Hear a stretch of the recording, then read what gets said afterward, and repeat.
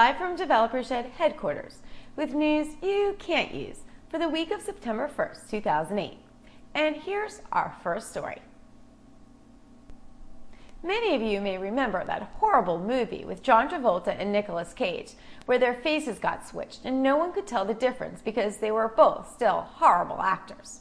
Well, nerds are working on a way to finally cure ugliness, or at least take the face off a pretty chick with a bad body and slap it on an ugly chick with a hot body. Say goodbye to butterfaces. Imagine a world where David Hasselhoff's face is glued to Tyson Beckford's body. A girl can dream, can't she? A girl can dream. And now, for all the news that's lawyerly, here's our very own tangy taco, Juan Valdezberg.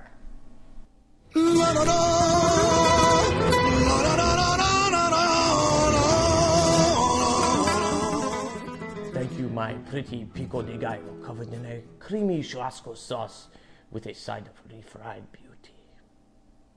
As you know, Beijing beat out my beloved country, Mexico, for the right to host the Olympics.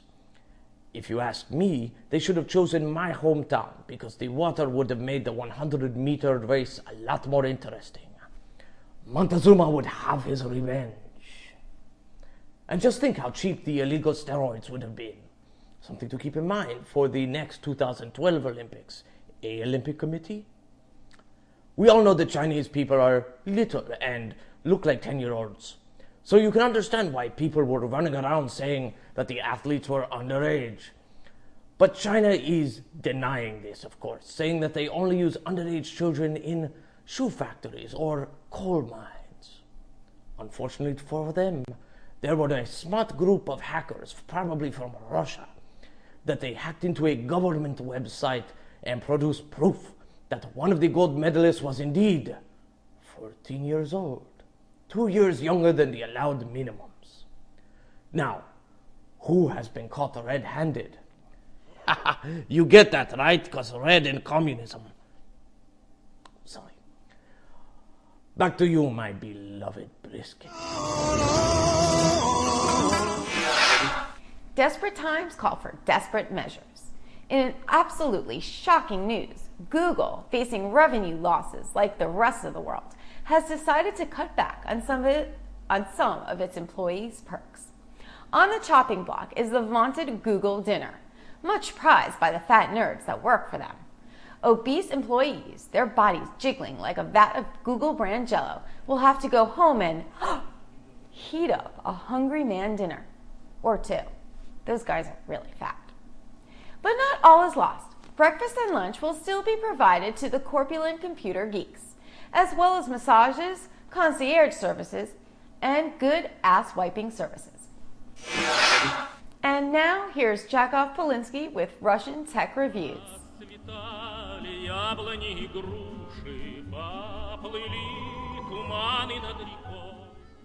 Thank you very much, Potbelly Pig.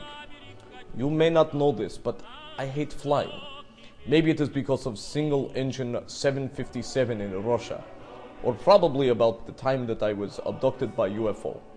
Russian men don't get scared easily, but after that I swear I had pile of goulash in my pants, and I'm talking about the front.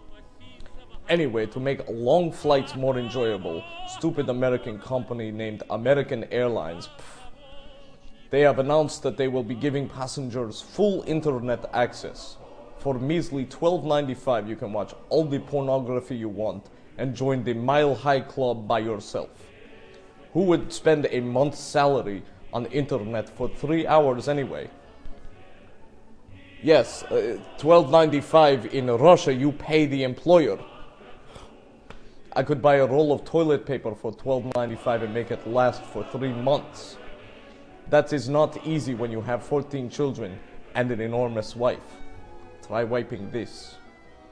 The service is being offered by a company called Aircel Gogo, who no one has even heard of before. Much like you, little piglet. You know, I once had to join the Mile High Club, but it turned out it was just a hot air balloon and not my wife. I don't even understand that. It's just talking to you makes me stupid. Back to you, stupid. I'm Jenny. Thanks for joining me for news you can't use. Brought to you by Developer Shed. I'll see you next week.